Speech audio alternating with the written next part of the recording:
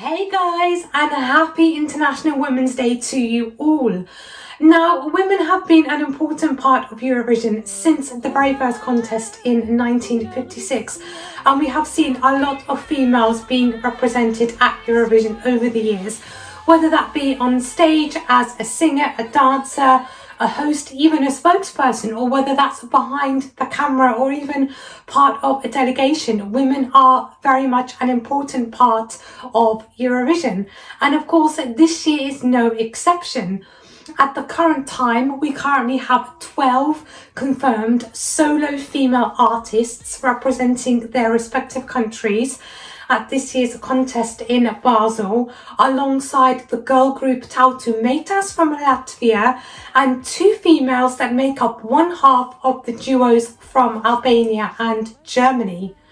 Now, of course, a lot of these females this year, the solo females that is, are bringing bops to the contest. But aside from bringing the bops, they are also bringing with them a very strong and empowering message in the lyrics of their song, and also with the staging and live performance of their song. Now, of course, this is nothing new. We've seen this at Eurovision many times in the past, but it does seem like this year, you could argue, is the year of women in Eurovision.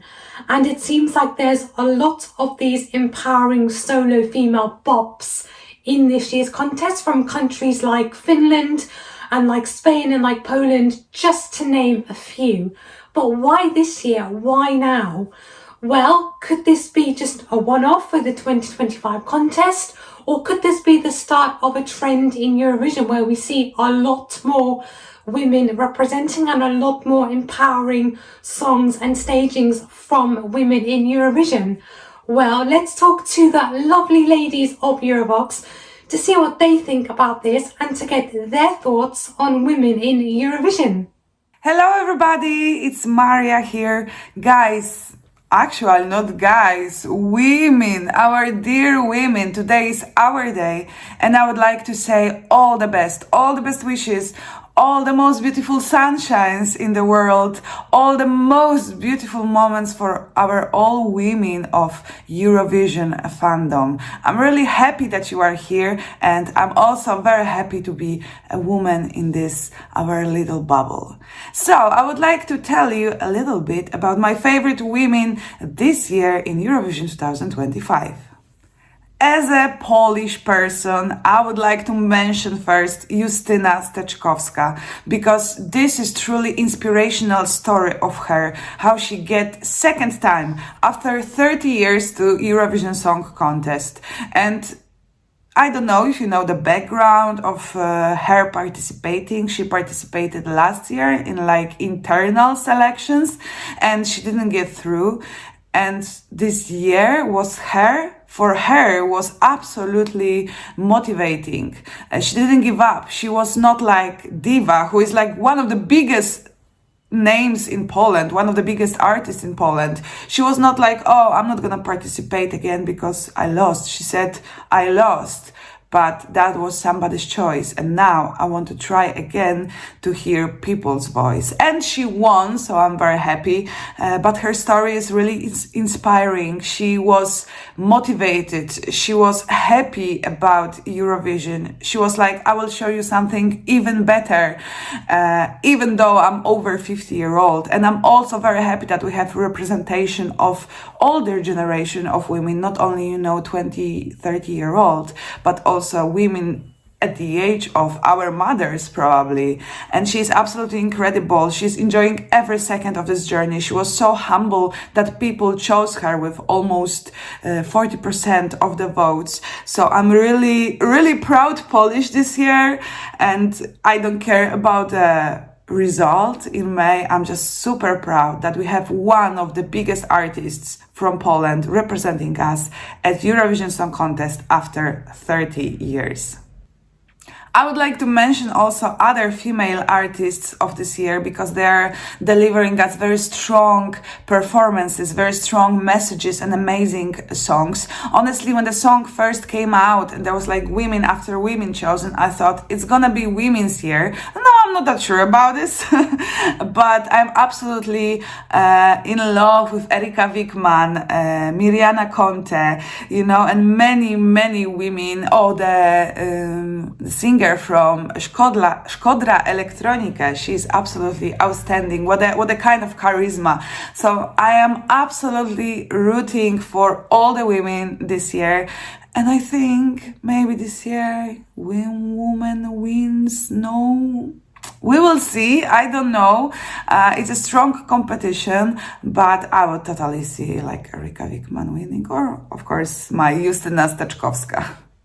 Also, it is worth to mention that both of Erika and Mirjana Conte from Malta, they're having very strong and very tricky messages, not in a bad way, in a very positive way. I'm really happy that women are open to speak about our sexualities, about our empowerment, female empowerment, and I'm so proud of them because they're doing that in a different way, maybe strong way, fun way, joke way, you know, like a bit maybe kinky way also, but I'm absolutely in love in that messages and I really want to see more of that because we had it many times from men at Eurovision, but not that often from women. So I send absolutely big love to those artists and I cannot wait to see them on the Eurovision stage in BASEL. Hello guys, good evening Europe, good morning from Australia. And happy Women's Day, of course. We actually have so many female pops this year, so many empowerment songs, which is amazing. I think it's the first time where I have so many female songs in my top 10. Like this year, we got Justyna with Gaia, which is amazing. I think Poland will do so well this year. But we also got Spain with Melody, we got Erika, of course. She's an absolute queen, I love her a lot. And yeah, Kant, of course, even though no, we can't say Kant anymore, but I think we all still do. Yeah, I wish Mirjana all the best as well. We got Denmark. I mean, there are so many songs this year. It's great. It's very important as well that we have like a good combination of male songs and female songs. And yeah, anyway, I hope you enjoy the day, especially enjoy the Eurovision season, and all the best. Now, as someone who absolutely loves up-tempo, poppy, dancey kind of music, I'm obviously loving the fact that we have so much of that in this year's contest. And of course, a lot of these type of songs are coming from the women of Eurovision 2025, which I absolutely love. But it's not just the up-tempo-ness or the poppiness or danciness of these songs that I love. It's also the message behind the song that I love as well, and the message behind a lot of these songs that can be very inspiring for people like me or other women around the world that will be watching the contest and listening to these songs. And if we take, for example, Erika from Finland or Laura from Luxembourg or Mirjana from Malta, for example, and their songs, you know, are very much talking about kind of, you know, basically being yourself and not conforming to what society or what other people think you should do and the ways you should act, the ways you should behave, what you should say, how you should dress, for example. And it's all about them, I guess, in a way, giving the middle finger to people that say that and saying, actually, I'm not going to dress a certain way or behave in a certain way just because you tell me to. I'm going to be my own person and I'm going to go out there and do it my way. Whether you like it or not, I'm an individual, I'm an independent person, and I'm going to live my life the way that I want to live it.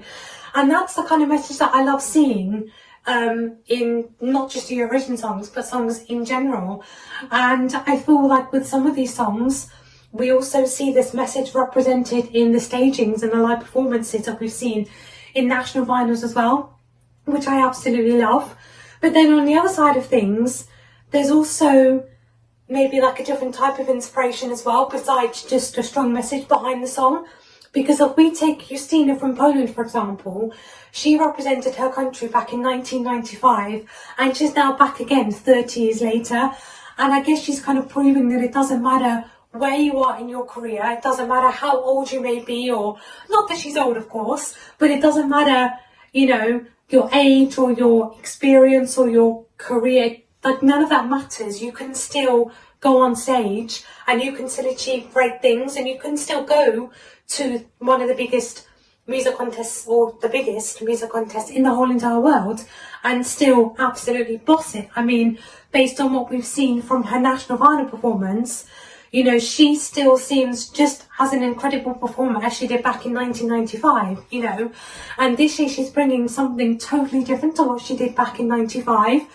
But again, it's kind of proving her versatility, her range, and, you know, proving that no matter anything, you can still do it if you put your mind to it and if you're determined enough. We also saw this with Hera Bjork at last year's Eurovision, you know, coming back after so many years and absolutely just nailing it on stage. I mean, I understand she didn't qualify, but she still gave a great performance nonetheless, and still proved to be very committed to this and really into Eurovision again. And, you know, that's one thing I'm loving about this year's contest in particular. It does seem like there's much more a female presence than there has been in previous years. I don't know whether I'm just kind of like what it is about it, but it just seems like at one point we were getting bop after bop after bop. It was like Finland, we had Malta, we had Luxembourg, we had Spain, for example. Like, they just all kept coming one after another, so to say, and I'm absolutely loving that. You know, I'm absolutely loving that. And, you know, of course, as some of you may know, my favourite Eurovision song of all time is Ora by Jelena Tomasovic, which was Serbia 2008. And I'm a huge fan of Jelena Tomasovic in general. I discovered her through Eurovision, and I've discovered so many amazing female artists through Eurovision as well, which I just think is incredible. So, yeah, I guess to summarise, I'm absolutely just loving that we've got so much female representation in Eurovision this year. Can't wait for the contest. I'm excited to see whether we'll get any more females from the countries that haven't yet chosen their representatives, so fingers crossed. But I guess all that's left to say is, as Molly said in 2014, power to the people. Or I guess I should say in this case, power to the women. Female participation in Eurovision is crucial for empowerment, representation, and of course diversity in the music industry. There are a lot of female artists who bring very strong and impactful performances to the Eurovision stage, and thinking about this year, I can easily say Malta with Mirjana, and of course Melody from Spain. These women, they know how to take a stage, and they have really inspired me in these last few months, and of course, it makes me really happy to see that there's been an increase in female participation in Eurovision. Of course, this can happen due to a lot of factors, but I really believe that the music industry has been actively pushing for greater women representation. And if we look at the global music charts, there are a lot of female artists there. So I think as a music platform, Eurovision naturally follows this trend. And I also feel like there are a lot of Eurovision songs now that cover topics such as female empowerment, and I think this makes the Eurovision stage very attractive to more female artists participating, which is incredible. And when I think about women in Eurovision that have inspired me, I can easily say Ruslana from Ukraine 2004, and of course Manisha from Russia 2021. I feel like their performances were incredible, and they covered topics such as female strength and independence, and I feel like these are very strong and important topics to talk about. And I'm really happy to see this increase, and I really hope that this female-dominated era continues for a very long time, not only to bring more female artists to Eurovision, but also to influence in some way the women who watch Eurovision every year. So guys, thank you so much for joining us for yet another International Women's Day video for Eurovoxx. And if you are new here, you can find Eurovoxx on Facebook, Instagram, TikTok, X and YouTube. So please don't forget to give us a like, a follow, a subscribe, or a whatever you fancy doing. And of course you can find all of the latest Eurovision news on our website, Eurovoxx.tv. Thank you once again for joining this video. We hope you have enjoyed it.